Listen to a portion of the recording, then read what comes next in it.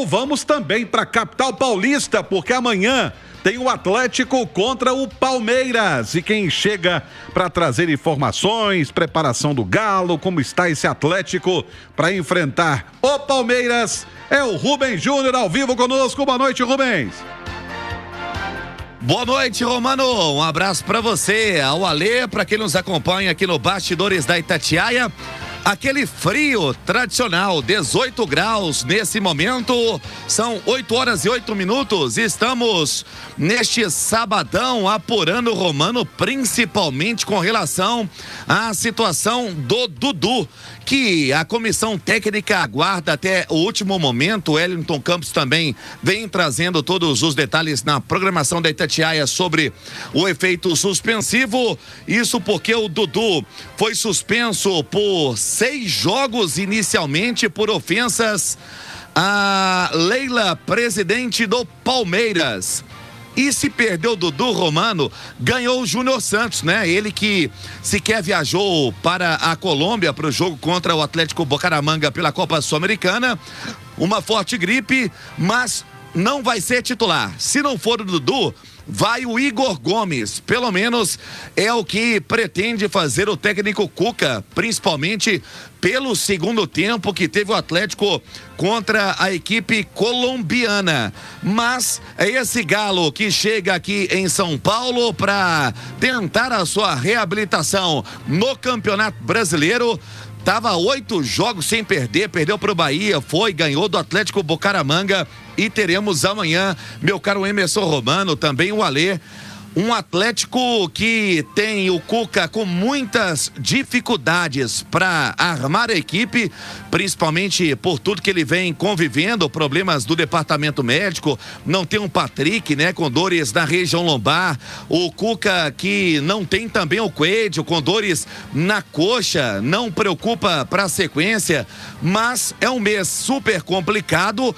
E o Cuca quebrando a cabeça porque não tem também o Rubens, que era uma peça fundamental nesta temporada, está sendo negociado e terá a sua, transação concretizada com o Dínamo de Moscou. Fato é, Romano, que agora são 8 horas e 10 minutos. Seguimos apurando junto ao Atlético, também toda a sua comissão técnica, porque teríamos amanhã um reencontro entre Dudu e Palmeiras, mas inicialmente está suspenso, não vai para o jogo.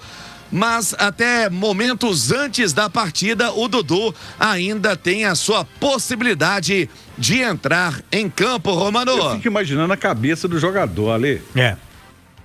Eu também fico imaginando, e fico imaginando também a cabeça de quem dá uma punição.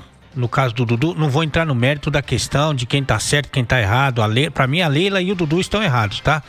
Mas o que tem a ver com o futebol, com as partidas?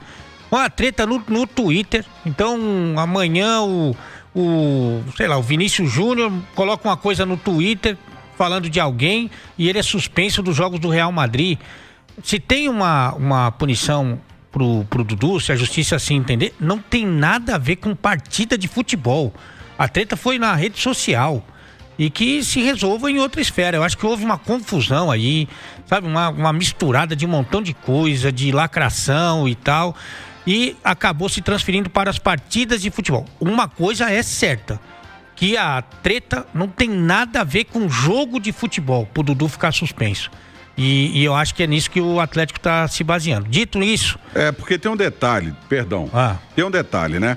Você, pessoa, vou citar um exemplo aqui de um jogador que foi punido preventivamente. O Miguelito do América. Sim. O que ele é acusado foi dentro da partida de futebol. Exatamente. Esfera esportiva. Claro. E aqui eu não estou defendendo o Dudu, não, gente. Não sou advogado de ninguém, não. O que a lebre que o Alê levantou, ela é correta.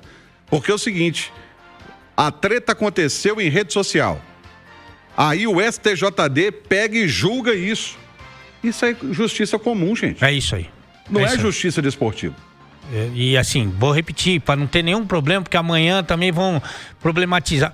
Se o Dudu tiver que ser preso, pagar multa, fazer ação, não é essa a questão para mim. A questão é que não tem a ver com partida de futebol. Dito isso, o Dudu teria que ir pro banco, porque o Igor Gomes fez um grande segundo tempo.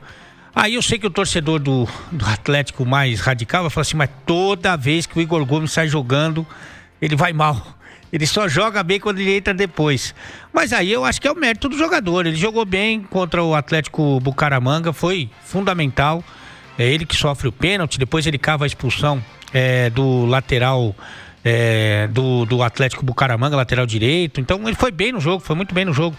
E o Dudu ainda tá voltando, tá se readaptando, ficou muito tempo inativo. Teve uma lesão grave, depois fez alguns jogos no Cruzeiro, depois ficou parado de novo. Então, eu acho natural que o Igor Gomes ganhe a posição, até para reforçar um pouco mais esse setor de meio campo, porque o Palmeiras está numa situação delicada, são 3 jogos sem vencer, não venceu ainda no Allianz Parque pelo Campeonato Brasileiro. Falou assim, mas tem 2 vitórias como mandante. Essas vitórias foram na Arena Barueri, que também pertence a Leila ali, né? Mas de qualquer forma, para segurar a pressão do Palmeiras, eu acho que um meio campo mais povoado, mais recheado, eu acho que faria bem sim ao time. E não é por falta de ex, né? Porque você vai ter aí o Scarpa, vai ter o Menino e vai ter o Rony.